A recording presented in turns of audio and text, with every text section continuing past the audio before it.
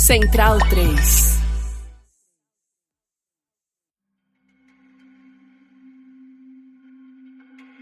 Desta terra ensolarada, brilhantemente ensolarada de Alagoas.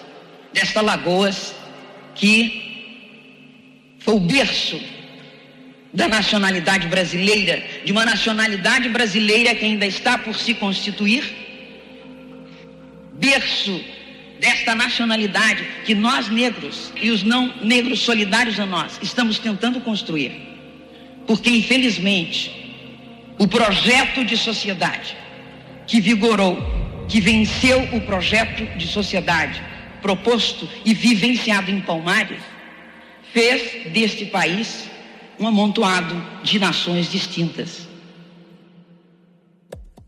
Essa que você acabou de ouvir é a intelectual negra Lélia Gonzalez. Mulher fundamental nos avanços dos movimentos negros no Brasil e no mundo, essa fala ainda rara foi captada no começo da década de 80, na Serra da Barriga, Alagoas. Eu sou a Tatiana Nascimento e esse é o podcast Vida Palmarina. Um podcast sobre como era a vida, a cultura e os costumes dentro do Quilombo dos Palmares. Em 5 episódios, você mergulha comigo e demais convidados para dentro do mais importante quilombo da nossa história e o maior de toda a América Latina.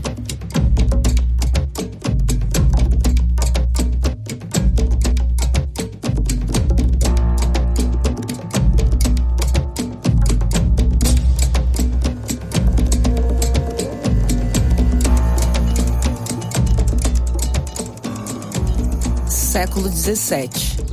Você acaba de chegar a Porto Calvo, importante vila da capitania de Pernambuco, onde cerca de 40 pessoas ex-escravizadas se revoltaram em um engenho de açúcar e deram início à saga palmarina.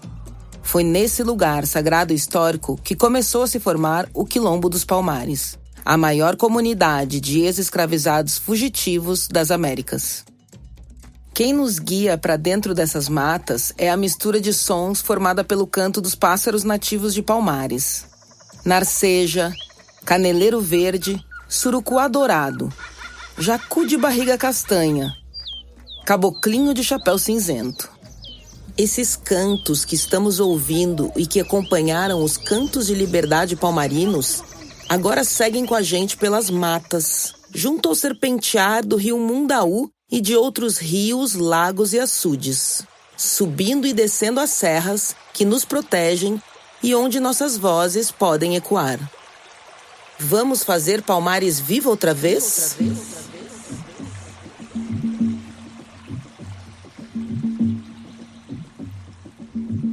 Quilombo, comunidade formada por pessoas negras que sabiam que a vida existia para além da escravidão.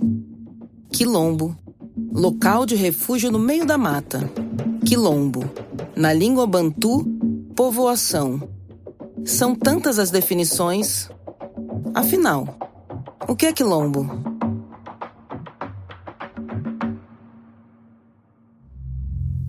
Daí a pergunta do negro nesse processo, relacionado com o quilombo. Quem é quilombo? O que é quilombo hoje? É a busca de pelo menos um conceito, de um fato histórico, de uma lembrança, de uma ideologia, de uma lenda, de um homem chamado Zumbi dos Palmares. Você acabou de ouvir um trecho da fala de Beatriz Nascimento em Ori, documentário dirigido por Raquel Gerber, na voz da atriz Jamile Kazumbá.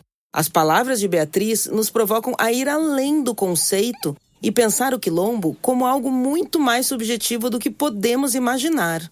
O quilombo, para ela, Beatriz, é o próprio ato histórico de fugir, já que a fuga era o único modo de se viver em liberdade. Imagina esses homens, na floresta tropical, século XVII, empreendendo uma grande migração para o sul, para a capitania de Pernambuco, sem conhecer a região, vamos dizer. É o estar só, é o estar em fuga, é estar empreendendo um novo limite para sua terra, para o seu povo e para você. O quilombo surge do fato histórico que é a fuga. É o ato primeiro de um homem que não reconhece que é propriedade de outro.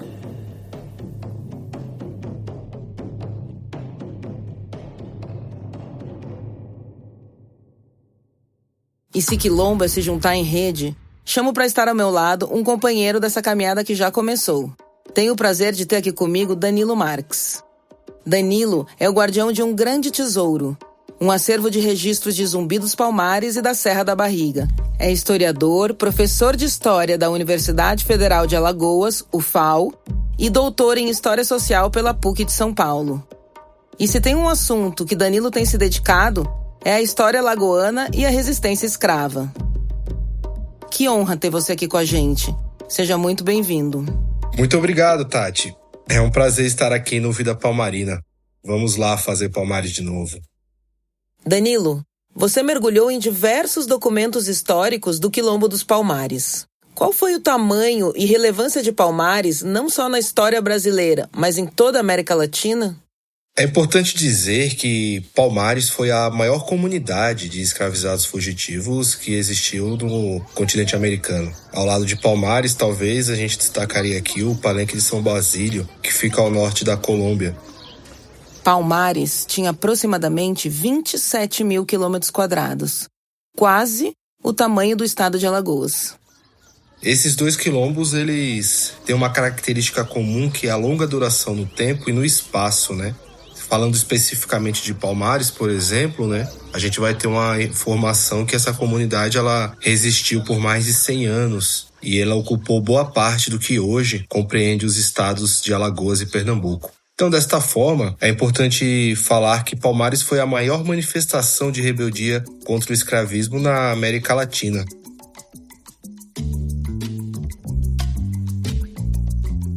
A comunidade de escravizados fugitivos, que teve líderes importantes como Zumbi, Gangazumba, Aquatune e Acotirene, é conhecida no mundo todo e se constituiu como um dos principais episódios de luta contra o colonialismo ibérico, sobretudo por sua longa duração no tempo e pelo grande número de habitantes, que, segundo alguns estudos, como o de Clóvis Moura, Edson Carneiro e Décio Freitas, chegou a ter cerca de 20 mil pessoas aquilombadas. Décio Freitas, que além de jornalista e historiador e autor de Palmares, A Guerra dos Escravos de 1973, nos lembra que Palmares era uma sociedade multiétnica, formada em grande maioria por negros, claro, mas também por brancos indígenas. E a gente verifica um expressivo contingente de índios em Palmares, como também de brancos, né? Sempre houve brancos em Palmares. Que brancos eram esses? Bom, da tropa de linha, que era a guarnição oficial da Corpo de soldados profissionais, rara era a expedição contra Palmares em que não havia deserção de soldados. Houve até deserção, pelo menos 2 vezes, de oficiais brancos para Palmares. Descontentes com as condições em que viviam, né? E, enfim, desejando viver entre os palmarinos, onde se vivia melhor do que na sociedade colonial, que padecia de uma fome crônica, mesmo em classes sociais mais elevadas. Bem, os fugitivos da justiça colonial buscavam refúgio em Palmares, e nunca se deve esquecer de que a justiça colonial era uma justiça especialmente draconiana, e em que punia com extrema severidade a mais leve falta. Não se sabe qual é o número deles, mas é absolutamente certa a existência de brancos em Palmares, e é isso que permite afirmar que Palmares, embora uma sociedade negra, um Estado negro, é uma sociedade, um Estado multirracial.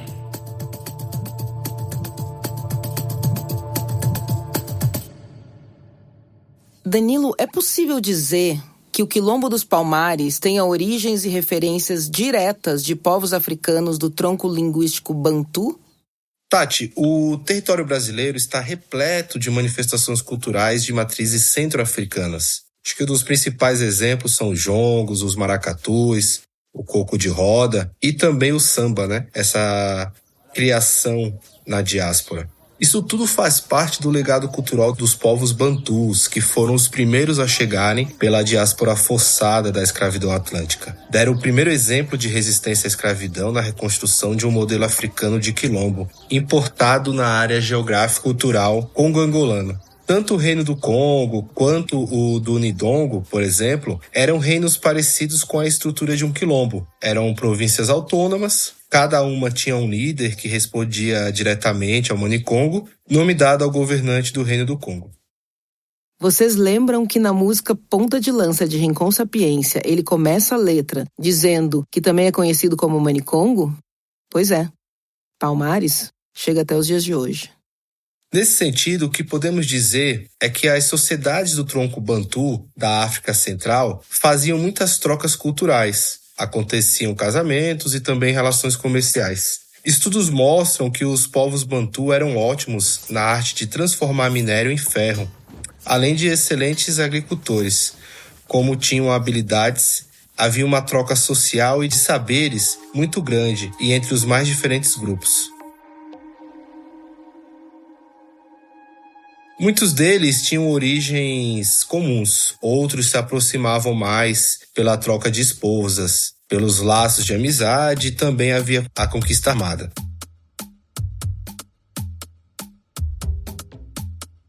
Mas temos indícios que sim, podem ter trazido essas referências, uma vez que a designação Bantu diz respeito à unidade linguística cultural dos povos da África Centro-Ocidental, e com o volume de escravizados vindo dessa região para o Brasil, é certo que muitas das estruturas podem ter sido preservadas ou recriadas, ao menos nos primeiros tempos. Segundo Robert Slane, historiador com vasta pesquisa sobre o assunto, foram os africanos, principalmente os bantus, os primeiros a perceberem uma unidade africana no Brasil, não apenas linguística, mas também em outras áreas culturais, incluindo a religião. De acordo com Slanes, há razões para pensar que representantes desses povos, quando misturados e transportados ao Brasil, não demoraram muito em perceber a existência entre si de elos culturais mais profundos. Há também toda uma questão mítica por trás da ideia de quilombo que pouco falamos. Que ideia é essa? Segundo o que nos fala os estudos do professor Kabengele Munanga, há uma relação entre a formação dos quilombos no Brasil a um dos mitos de origem do reino Luba. Os Lubas, ou Baluba no plural, ocupam a parte centro-sul da República Democrática do Congo. A morte do governante gerou divisão entre os descendentes, levando a que um dos possíveis sucessores migrasse com os seus seguidores em busca de outras terras.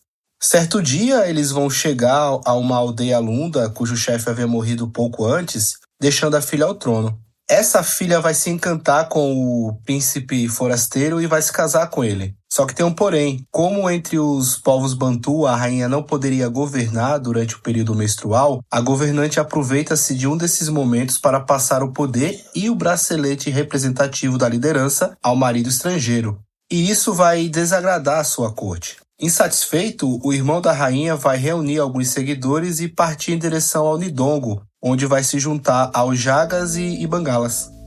Você deve estar se perguntando, e o que esse mito tem a ver com a história de Palmares? Nesse sentido, alguns estudos indicam esta relação da história de Palmares com este mito. Haja vista que este povo, que passou a viver no Nidongo, junto com os Jagas e os Ibangalas, serão afetados diretamente pelo tráfico atlântico. Muitos dos que habitavam esta região, esses reinos da região centro-africana, serão os primeiros africanos e africanas a serem levados para as Américas, sobretudo para o território que viria a se constituir o Brasil.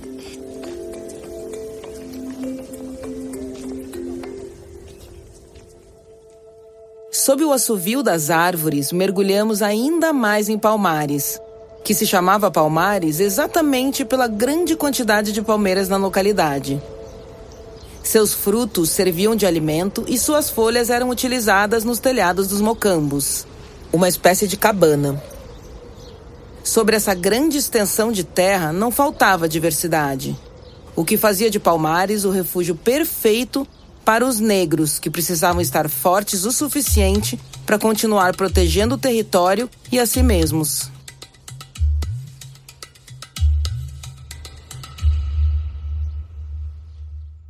Danilo, de tudo que você leu e viu, consegue nos dar pistas de quais eram os principais hábitos alimentares dos palmarinos?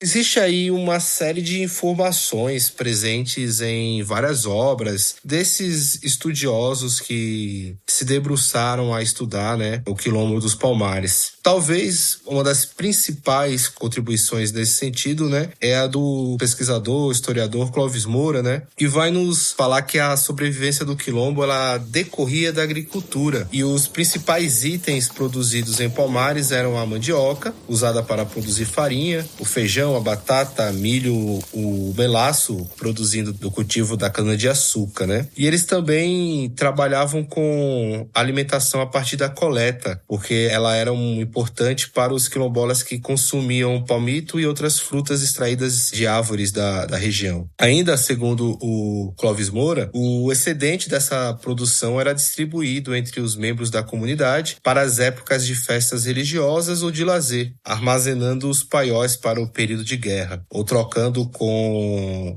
pequenos produtores vizinhos que ficavam próximos ali aos mocambos de Palmares, por artigos de que a comunidade necessitava, mas não produzia.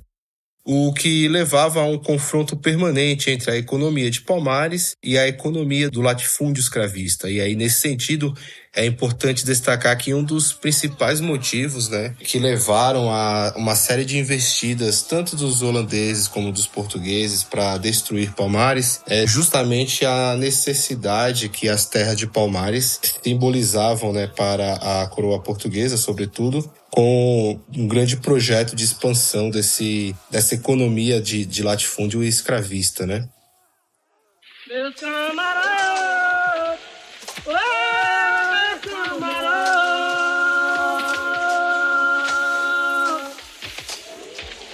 meus camaradas, eu vou lhes pedir, falar da vida alheia, do cansequeiro aí. A minha vida alheia, tô sempre atrasado, é fazer cuidado, de não adiantar. Tempo de menino, não foi me batia, quero ver se hoje em dia Esses são os cantos de trabalho gravados em Feira de Santana, na Bahia, pelo cineasta Leon Hirtzman. Não são de Palmares, pois não temos registros sonoros daquele tempo. Mas como a memória também é um exercício de imaginação, eles ajudam a nos levar para o cultivo da cana-de-açúcar, o que nos faz querer entender como era a estrutura e a organização do quilombo. Danilo, o que você pode nos contar a respeito disso? Conforme as fugas aumentavam nos engenhos e propriedades da região, Palmares ia crescendo, Então Palmares vai ter um crescimento bem rápido nesse sentido. Os palmarinos promoviam razias nos engenhos, propriedades e povoados locais. Você consegue contar pra gente um pouquinho da relação do Quilombo dos Palmares com a cultura bantu? Podemos dizer que o quilombo brasileiro é uma reconstrução, recriação do quilombo afro-bantu, que vai ser a reconstrução, portanto, feita pelos escravizados fugitivos, para se opor a uma estrutura escravocrata imposta pela colonização, pela implantação de uma outra estrutura política na qual se juntaram todos os oprimidos, podemos dizer, porque a gente tem informações, de que além de africanos escravizados, existiam ali a presença de povos originários e a presença de livres pobres, Então, brancos, agricultores que trabalhavam ali nas margens também do sistema de colonização. Existem essas referências em relação à formação, da população palmarina. Aqui, Danilo nos relembra, como também fez Décio Freitas, de que Palmares não era uma sociedade exclusivamente negra. Durante a guerra entre os holandeses e portugueses, que disputaram o território que atualmente compreende o Nordeste brasileiro, foi o período que Palmares mais cresceu e atingiu seu ápice devido ao conflito entre os colonizadores.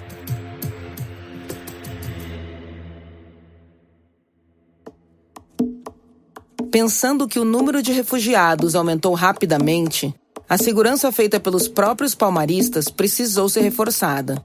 Afinal, não era de interesse da coroa portuguesa e muito menos dos holandeses que esse novo modelo de sociedade vigorasse. Os palmaristas se organizaram em dezenas de mocambos e utilizavam de táticas de paliçada para se defenderem de eventuais ataques. Entre as matas do norte de Alagoas e sul de Pernambuco, Palmares se consolidou enquanto território livre e alternativo à escravidão, desenvolvendo talvez aquilo que Beatriz Nascimento denominou de paz quilombola, conceito que se refere à compreensão da vida nos quilombos para além dos momentos de conflito, destacando o caráter produtivo e a organização social como espaços de liberdade e resistência cultural. É uma visão que busca romper com a narrativa tradicional que associa os quilombos apenas à resistência armada e à guerra, enfatizando sua importância como espaços de construção de conhecimento, identidade e autonomia. Como Palmares se organizava politicamente?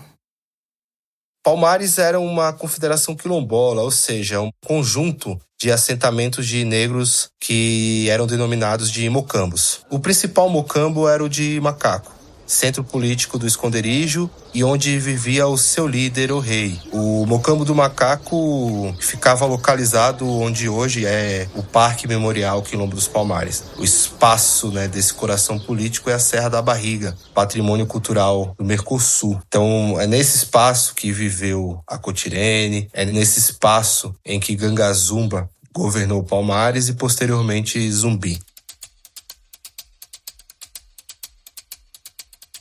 A pequena Angola, a Angola Janga, como era conhecido o refúgio... Aqui vale um parênteses. Atravessando 4 séculos, a denominação bantu Angola Janga chega aos dias de hoje e nomeia a produtora de som que realiza esse podcast, a Janga. Tinha um modelo administrativo e uma estrutura de poder próprios. Embora o quilombo fosse um reinado, as decisões importantes eram tomadas por um colegiado formados pelos líderes dos mocambos, Então, esses mocambos, eles ficavam situados, na região que consiste hoje entre o norte de Alagoas e o sul de Pernambuco. Portanto, Palmares era o resultado de uma junção de mocambos, pequenos assentamentos de escravizados fugitivos que foram construídos na divisa desses 2 estados nordestinos. No caso de Palmares, os mocambos formavam uma confederação quilombola que se estendia por um território razoavelmente vasto. Alguns dos mocambos que formavam Palmares eram os seguintes: Aquatune, Andalactuxe, Subupira, Cerca Real do Macaco ou apenas Mocambo do Macaco. Cada mocambo desse tinha uma liderança, Esses eram alguns dos vários que formaram Palmares e de todos eles o mais importante de fato era a Cerca Real do Macaco. Esse mocambo era o centro político de Palmares, local em que o rei do Quilombo residia e que, por ser a capital, era o mais populoso e era formado por cerca de 6.000 habitantes. A capital de Palmares possuía, portanto, uma segurança rigorosa e era cercada por 3 grandes paliçadas, uma espécie de muralhas de madeira, que possuía torres de vigilância em formatos de atalaias, e que estavam sempre atentas para garantir a segurança do quilombo. Além disso, nos arredores da muralha existiam dezenas de armadilhas, como fossos com estacas escondidas por palha. Para quem quiser vislumbrar ou tentar ter uma imagem dessa forma de resistência, o filme Quilombo, dirigido pelo Cacá Diegues, que teve como assistência de pesquisa ali o Abdias Nascimento, a Lélia Gonzalez e a Beatriz Nascimento, tenta reproduzir a imagem dessas paliçadas e dessas armadilhas, O caminho que levava à entrada desse mocambo só era de conhecimento dos moradores de Palmares. E a junção dos mocambos que formava Palmares era nomeada pelos quilombolas do que a gente chama de Angola Janga, essa pequena Angola. O que demonstra a disposição dos quilombolas em formar um pequeno estado africano no interior do continente americano. O quilombo possuía estrutura de poder, de administração e de trabalhos próprios. Para garantir sua sobrevivência, portanto, mantinha um contato frequente com pequenos colonos e pequenas aldeias da região, com o objetivo de realizar a troca de mercadorias. Por ser um símbolo de resistência para os escravizados, Palmares incentivou direta e indiretamente a fuga e a rebelião dos escravizados na região e por todo o território brasileiro, ao longo dos séculos que se seguiram à instituição escravista. Por isso, era encarado como uma grande ameaça aos colonizadores. Dispostos em círculos e batendo palmas. Essa é uma descrição de um trecho de samba, escrito por Muniz Sodré, jornalista, sociólogo e teórico da área de comunicação com quase 100 de livros e artigos publicados no Brasil e fora dele. Sodré nos recorda que a integração do corpo negro com a música e com a dança já era uma realidade no Quilombo dos Palmares. Danilo, quando assistimos ao documentário Ori, narrado brilhantemente por Beatriz Nascimento, as escolas de samba se mostraram verdadeiros quilombos, com organização, divisões e hierarquias. Tudo muito bem orquestrado para funcionar. De tudo que você pesquisou sobre o Quilombo dos Palmares, é possível dizer que escolas ou rodas de samba, rinhas de rima, rodas de jongo, capoeira e tantas outras manifestações afro-brasileiras são formas de quilombo? Esse conceito de quilombo, que na verdade é o conceito cultural, criado pela Beatriz Nascimento e em diálogo, com outros intelectuais importantes do movimento negro brasileiro, é muito importante para a gente refletir sobre as formas de organização da população negra através da história, sobretudo aqui a partir do Brasil, Então esse conceito de quilombo que Beatriz Nascimento traz em sua obra, uma obra que felizmente está sendo republicada e relida e lida e sendo apresentada para uma nova geração, de pesquisadores, pesquisadoras, militantes e público no geral, nos faz pensar sobre a divisão dessa organização em etapas históricas. Então a Beatriz ela vai lá no passado para entender e compreender o Quilombo enquanto instituição africana, pontua as singularidades de Palmares, Então, esse quilombo, longo do tempo, longo no espaço, teve uma grande população, milhares de pessoas viviam nos tempos auges de Palmares, dentro do espaço palmarino. E ela pontua também que essas formas de organizações, elas vão para além da história de Palmares, quilombos menores, a partir de 4 ou 5 pessoas fugidas, aquilombadas numa mata, já era entendida e compreendida pelas autoridades enquanto um quilombo. Só que ela também amplia o conceito de quilombo. Então ela passa a atribuir quilombo enquanto uma organização de resistência, quilombo enquanto uma forma de construção coletiva para sociabilidade, para constituir redes de solidariedade, Então, isso é muito caro para o povo negro, Especificamente aqui o povo negro brasileiro.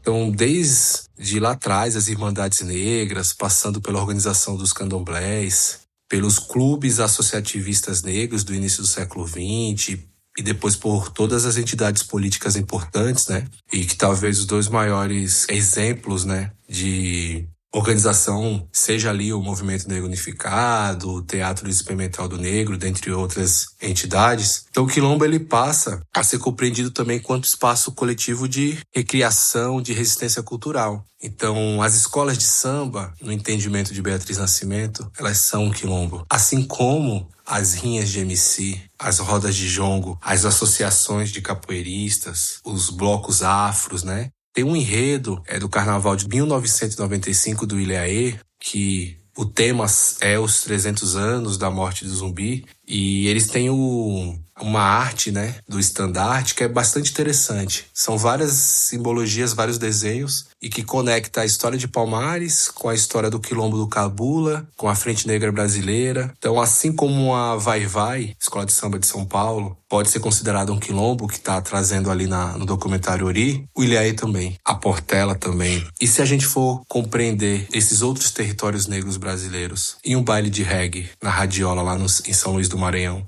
e aquela expressão culturalmente negra do Amapá, que é o Marabaixo. Então são formas de organização coletiva e de resistência cultural que a gente pode compreender, portanto, como pertencentes a uma tradição quilombola, pertencentes talvez à nossa grande mãe, a nossa grande raiz na diáspora, que é Palmares. Não se esquecendo que os primeiros habitantes de Palmares eram africanos e africanas vindos da região central, de Congo e de Angola. E é por isso que a gente tem tanto samba, tanto jongo, tanto maracatu. Já dizia Luiz Gonzaga, o meu avô era rei Bantu, hoje estou aqui e sou rei de maracatu.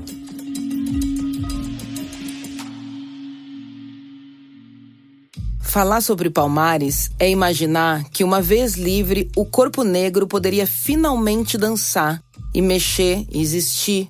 Hoje, se a escola de samba é um verdadeiro quilombo pelas avenidas das grandes cidades, devemos muito ao Quilombo dos Palmares. A dança e os ritos musicais também eram elementos fundamentais da sociedade livre que se formava. Sodré diz, abre aspas, nos quilombos, nos engenhos, nas plantações, nas cidades, havia samba onde estava o negro, como uma demonstração de resistência ao imperativo social escravagista, de redução do corpo negro a uma máquina produtiva e como uma afirmação de continuidade do universo cultural africano. Fecha aspas.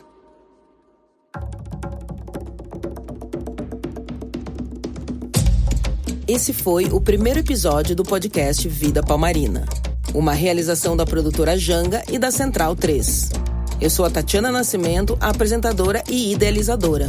Bebel Nepomuceno e Danilo Marques, nosso convidado desse episódio, realizaram a pesquisa histórica.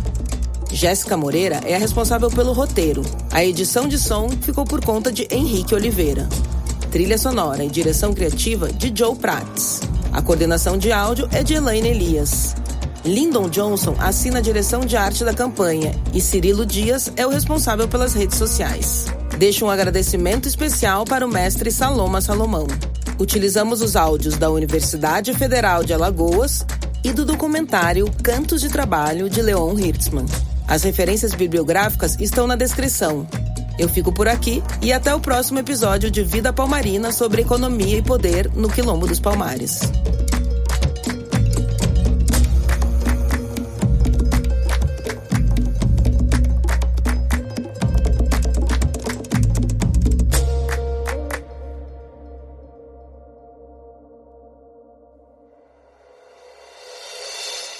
Desta terra ensolarada, brilhante, brilhantemente ensolarada de Alagoas.